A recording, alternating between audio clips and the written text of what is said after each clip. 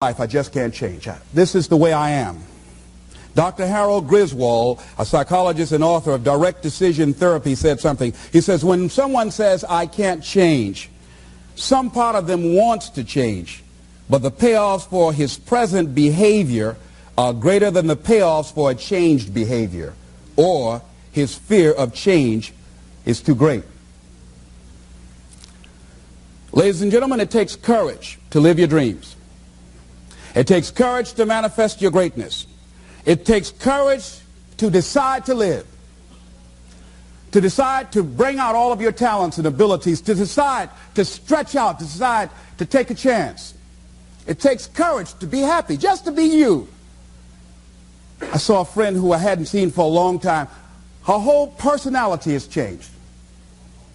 She was an extroverted, assertive person, but because her husband has a fragile ego, when she's around him, she cows down to him.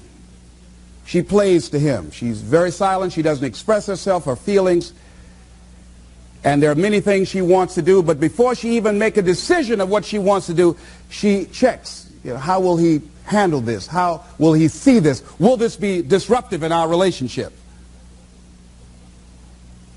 A lot of us readjust our behavior and we end up not being who we really are in deference to relationships, men and women.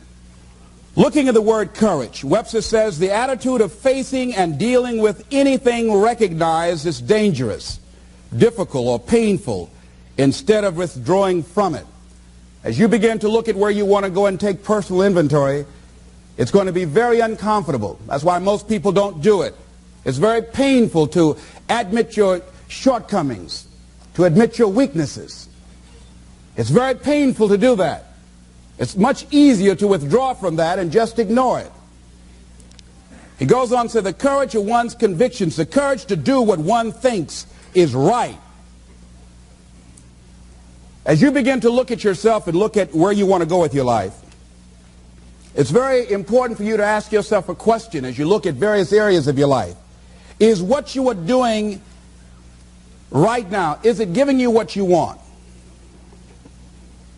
If it's not giving you what you want, it's going to take courage to decide to do something differently. It takes courage to enjoy yourself. What are some of the self-defeating behaviors that we become involved in that prevent most people from enjoying themselves? Some people develop the "what's the use" attitude. Why bother? Some people have the "I really don't care." And they convince themselves that they don't care and they don't feel anything. And after a while, they really don't feel anything. Their lives are empty. Some people say, well, it's really not worth the hassle. Just too hard. It doesn't bother me anymore. The fact that I'm not living out my dream. The fact that I'm capable of doing more and I'm not doing it. The fact that I'm content but I'm not fulfilled. The fact that I'm not living my dream. Tom Rusk and Randy Reed, in a book called I Want to Change But I Don't Know How, said people go through life many times playing it safe. He says that's the secret hope, that they say to themselves, if I never let myself feel too good, maybe I'll never get hurt too badly. A lot of people don't ever do the things they're capable of doing because they allow themselves to go along with the crowd, following the crowd. Many people have things they want to do, and they find themselves in relationships with people who are addicted to mediocrity, and they allow their behavior to influence their behavior. Following the crowd. Many people don't do it because of the fact that they allow their lack of self-confidence to immobilize them. I remember when I wanted to go into business for years, that was an agonizing thought in my mind. I wouldn't try it because I didn't believe that I could make it. Of the 5 things that you would like to do if you had the courage to do, I want you to pick one thing. Pick one. And here's how to set it up for yourself that will help free you and get you unstuck. What is the worst thing that can happen if you do it? What's the worst thing that can happen? Let's say going into business for yourself, or changing careers, or getting a divorce. taking some kind of chance of something that you've always thought about doing, but you just haven't done it for whatever reason. What's the worst thing that can happen? Do the worst case scenario. Now, when you do the worst case scenario, you write those things down, the worst things that you fear would happen. When you name your fears, that puts you in control. What are you afraid of?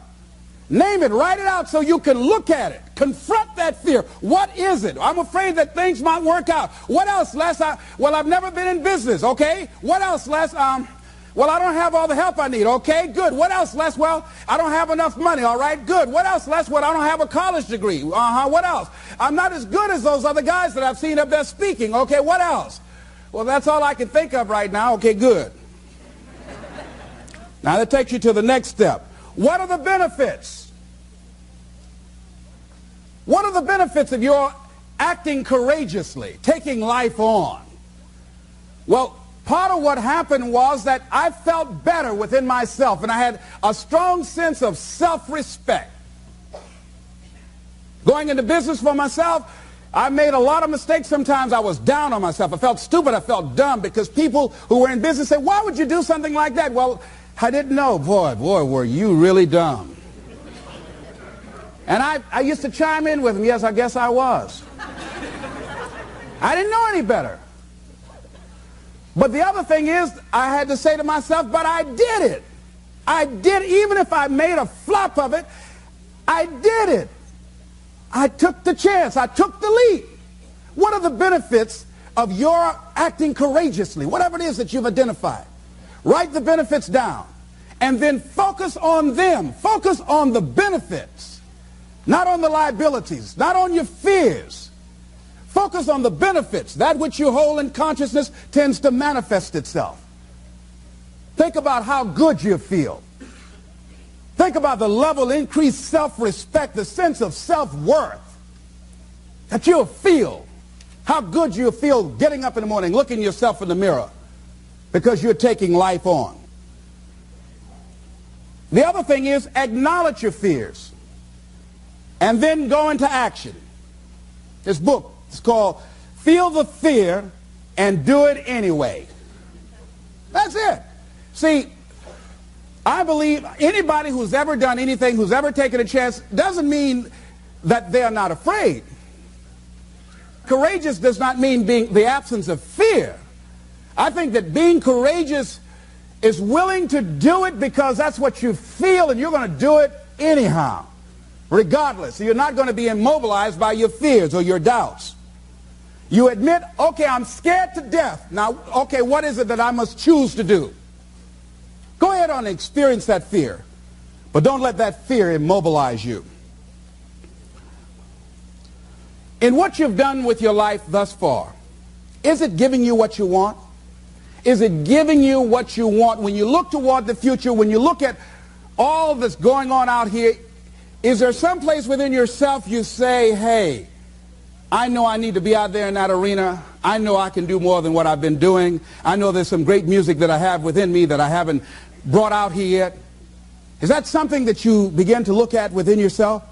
So I used to do that, and I used to go to big rallies and see guys up speaking when I wasn't courageous enough to go out there and say, hey, my name is Les Brown, the motivator, Mamie Brown's boy, I want to talk.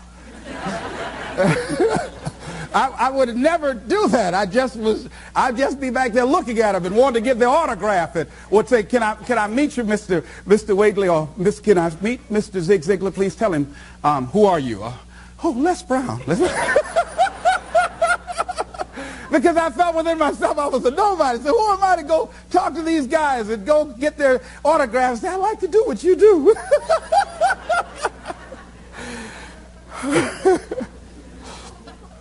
See, I say if you look at your life, and if you're not getting what you want, you owe it to yourself to do something differently.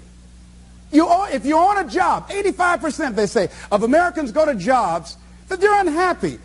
If you're doing something 8 hours a day that you don't like, it's not giving you what you want, it's not giving you a strong feeling of satisfaction and fulfillment, you're miserable, you hate to go there, you're depressed just thinking about it, you sing the Thank God It's Friday song every week, It's giving you headaches.